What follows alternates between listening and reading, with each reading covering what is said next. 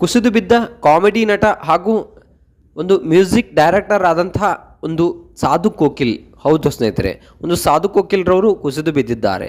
So ಅಷ್ಟಕ್ಕೂ ಏನಾಯಿತು ಸಾಧು ಕೋಕಿಲ್ರವರಿಗೆ, ಯಾಕೆ ಕುಸಿದು ಬಿದ್ದರು, ಏನಾಯಿತು, ಆಸ್ಪತ್ರೆಗೆ ದಾಖಲಿಸಿದ್ದಾರೆ. ಸೊ ಅಷ್ಟಕ್ಕೂ ಇವ್ರ ಹೆಲ್ತ್ಗೆ ಪ್ರಾಬ್ಲಮ್ ಏನಾಯಿತು, ಇದೆಲ್ಲದರ ಬಗ್ಗೆ ಸಂಪೂರ್ಣವಾದ ಮಾಹಿತಿಯನ್ನು ಈ ಒಂದು ವಿಡಿಯೋದಲ್ಲಿ ನಾನು ನಿಮಗೆ ತಿಳಿಸ್ಕೊಡ್ತೀನಿ.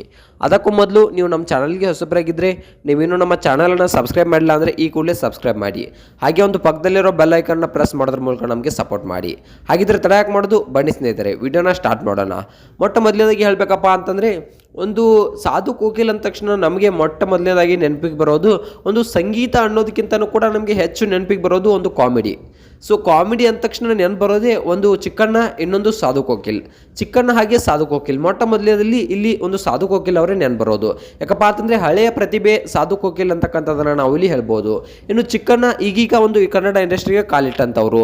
ಆದರೆ ಸಾಧು ಕೋಕಿಲ್ ಅಂತಕ್ಕಂಥವ್ರು ಒಂದು ಆವಾಗಿನಿಂದನೂ ಕೂಡ ಒಂದು ಪ್ರತಿಭೆಗಳ ಒಂದು ತುಂಬ ಒಳ್ಳೆಯ ಪ್ರತಿಭೆ, ಎಲ್ಲರನ್ನೂ ರಂಜಿಸುತ್ತಾ ಎಲ್ಲರನ್ನ ಮನರಂಜಿಸುತ್ತಾ ಬಂದಂಥವರು ಒಂದು ಸಾಧು ಕೋಕಿಲ್ ಅವರು ಅಂತಕ್ಕಂಥದ್ದನ್ನು ನಾವು ಇಲ್ಲಿ ಹೇಳ್ಬೋದು. ಒಂದು ನಟ ದರ್ಶನ್ ರವರೊಂದಿಗೆ 90% ಸಿನಿಮಾಗಳಲ್ಲಿ, ದರ್ಶನ್ ರವರ ಸಿನಿಮಾಗಳಲ್ಲಿ ಈ ಸಾಧು ಕೋಕಿಲ್ ರವರು ಇದ್ದೇ ಇದ್ದಾರೆ. ಸೊ ಒಂದಿಷ್ಟು ಮ್ಯೂಸಿಕ್ ಡೈರೆಕ್ಟರ್ ಕೂಡ ಇವರು ಹೌದು. ಹಲವಾರು ಒಂದು ಸಿನಿಮಾಗಳಿಗೆ ಮ್ಯೂಸಿಕ್ ಡೈರೆಕ್ಟರ್ನ ಕೂಡ ಮಾಡಿದ್ದಾರೆ, ಹಲವಾರು ಚಿತ್ರಗೀತೆಗಳನ್ನು ಕೂಡ ಹಾಡಿದ್ದಾರೆ. ತುಂಬ ಒಂದು ಒಳ್ಳೆಯ ಸಾಧನೆಯನ್ನು ನಮ್ಮ ಕನ್ನಡ ಇಂಡಸ್ಟ್ರಿಯಲ್ಲಿ ಈ ಸಾಧು ಕೋಕಿಲ್ ರವರು ಮಾಡಿದ್ದಾರೆ. ಒಂದು ಹಲವಾರು ಹಿಟ್ ಸಿನಿಮಾಗಳನ್ನು ಕೂಡ ಕೊಟ್ಟಿದ್ದಾರೆ. ಇವರ ಒಂದು ಸಿನಿಮಾಗಳು ಯಾವ ರೀತಿಯಪ್ಪ ಅಂತಂದರೆ, ಒಂದು ನೋಡುವಂಥವರಿಗೆ ತುಂಬಾ ಒಂದು ಕಾಮಿಡಿ ರೀತಿಯ ಇರ್ತವೆ.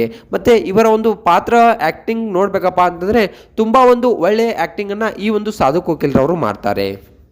ಇನ್ನು ಸಾಧು ಕೋಕಿಲ್ ರವರು ಕುಸಿದು ಬಿದ್ದಿದ್ದಾರಂತೆ. ಸೊ ಅಷ್ಟಕ್ಕೂ ಸಾಧು ಕೋಕಿಲ್ ರವರಿಗೆ ಏನಾಯಿತು, ಯಾಕೆ ಕುಸಿದು ಬಿದ್ದರು, ಒಂದು ಸಮಾರಂಭದಲ್ಲಿ ಇವರು ಕೂಡ ಕುಸಿದು ಬಿದ್ದಿದ್ದಾರಂತೆ.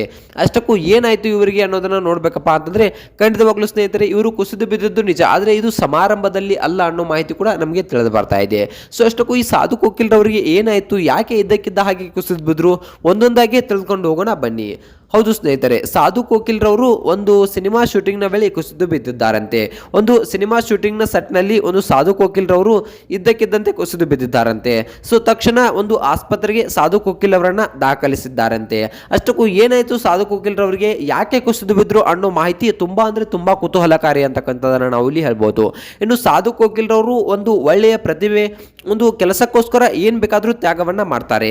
ಸೊ ತನ್ನ ನಡೆಸಿಕೊಡ್ತಿರ್ತಕ್ಕಂಥ ಜೀವನವನ್ನ ನಡೆಸ್ತಾ ಇರುವಂಥ ವೃತ್ತಿಗೋಸ್ಕರ ಏನನ್ನು ಬೇಕಾದರೂ ಬಿಡ್ತಾರೆ. ಅಂತಹ ಸಾಧು ಕೋಕಿಲ್ ರವರು ಒಂದು ಯಾವ ರೀತಿಯಾಗಿ ಒಂದು ಅವತ್ತು ಕುಸಿದು ಬಿದ್ರು, ಯಾಕೆ ಕುಸಿದು ಬಿದ್ರು ಅಂತಕ್ಕಂಥದ್ದನ್ನು ನೋಡ್ಬೇಕಪ್ಪ ಅಂತಂದ್ರೆ, ಒಂದು ಅವತ್ತು ಒಂದು ಸಿನಿಮಾ ಶೂಟಿಂಗ್ಗೆ ಹೋಗುವ ಮುಂಚೆ ಒಂದು ಸಾಧು ಕೋಕಿಲ್ ರವರು ಏನು ತಿಂದಿರಲಿಲ್ವಂತೆ.